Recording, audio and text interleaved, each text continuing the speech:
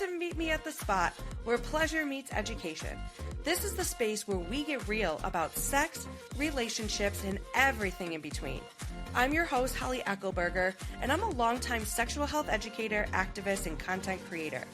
I will be your guide through conversations that blend curiosity, pleasure, and truth.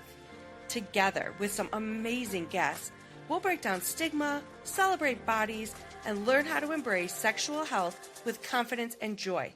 So get comfy because it's time for the show to get started.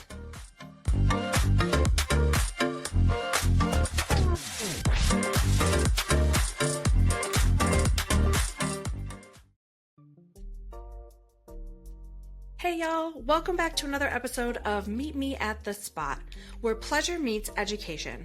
I'm your host, Holly Eckelberger, and today's episode is all about celebrating Thanks Birth Control Day. If you haven't heard of it before, it's a national day started by Power to Decide to recognize how birth control gives us freedom. The freedom to plan our futures, care for our bodies, and enjoy our pleasure on our own terms. I'm going to be diving into it all.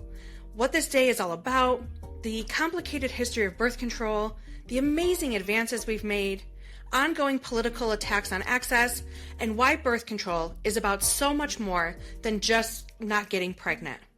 And of course, I'll be sharing a little bit about my own birth control story, because like so many of you, my relationship with birth control has evolved over time. So let's get into it. First things first, Thanks Birth Control Day happens every November, and it's essentially a love letter to contraception. It's a day to celebrate how birth control helps people live the lives they want, whether that means delaying pregnancy, managing painful periods, or just feeling empowered in your own body.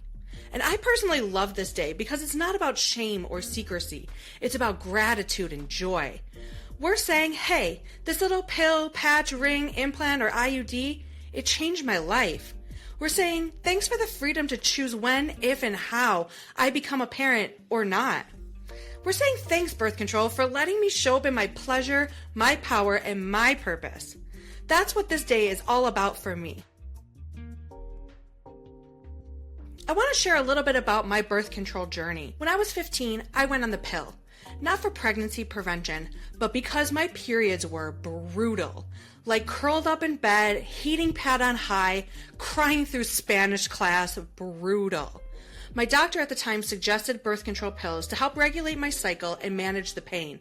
And it worked. Suddenly my periods were predictable, the pain was a little more manageable, and I could actually function during that week of the month. At that point, no one really explained to me that birth control could be about body care, not just about baby prevention. Looking back, that was the first time I experienced what it felt like to have some control over my body. As I got older, my needs changed. I started thinking more about convenience, side effects, and long-term options. That's a lot to say that I wasn't always remembering to take my pill, and honestly, the side effects for me were starting to outweigh the benefits. So in 2014, I made the switch to an IUD, and let me tell you, that process was a journey.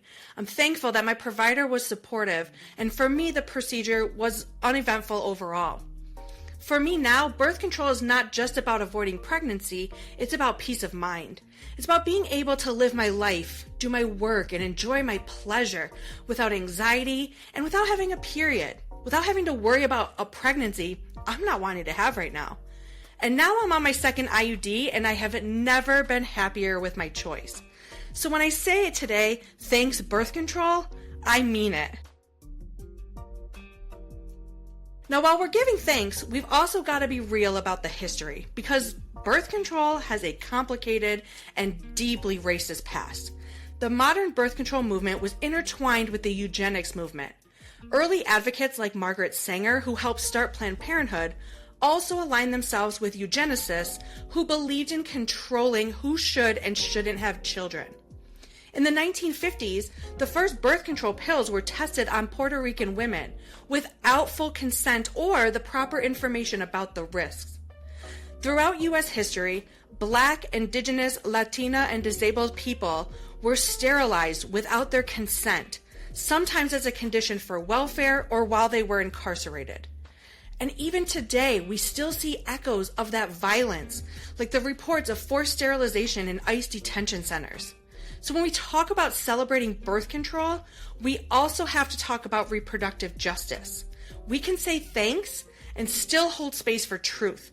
We can honor the people who were harmed and are still being harmed while fighting for a world where everyone gets to make their own choices, safely, freely, and with dignity. That's what real reproductive freedom looks like. So let's talk about where we are now, because there is a lot to be thankful for and still a lot to fight for. Today, we have more options than ever before. There are pills, patches, rings, shots, IUDs, implants, condoms, fertility awareness apps, you name it. And the FDA even approved the first over-the-counter birth control pill called O-Pill. That's a huge step toward accessibility. And telehealth has made it easier for people to get birth control from the comfort of their homes. No waiting rooms, no judgment. But, and this is a big but, access is still under attack.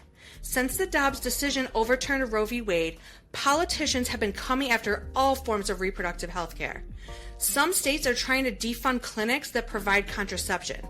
Others want to restrict emergency contraception or block insurance coverage for certain methods. And let's be very clear, these attacks are not about protecting anyone. They are about control, because access to birth control equals access to freedom, and that threatens people who want to maintain power over our bodies and our futures. So again, while we say thanks, we are also going to be saying hands off our birth control. One of my favorite things to remind people is that birth control is about so much more than pregnancy prevention. It helps regulate cycles, it helps reduce painful periods, helps treat conditions like PCOS and endometriosis, it can help people with acne, it even improves mental health for some people, and yes, it can absolutely make your sex life better. Because when you feel safe and in control of your body, you can actually enjoy it. Birth control gives people the ability to show up fully in their relationships, in their work, and in their pleasure. And that's something worth celebrating. So as we wrap up, I want to invite you to join me in saying, thanks birth control. Feel free to post your story online using the hashtag #ThanksBirthControl. Tell your friends, your family, your students, your teens that birth control is normal, it is healthy, and it's something to be proud of. Support organizations like Power to Decide, Sister Song, and Planned Parenthood who are fighting every day to keep access open and equitable. To learn more about your options, check out bedsider.org and compare methods to find the one that will work for you. And take a moment to think about what birth control has made possible in your own life. The dreams you could chase, the education you pursued, the relationships you could enjoy. For me, it has meant freedom, peace, and the ability to live a life rooted in pleasure and purpose. So yeah, thanks birth control. If you loved today's episode, please share it with someone who needs to hear it. You can find me at That Sex Educator on social media or on thatsexeducator.com for more resources. Until next time, bye!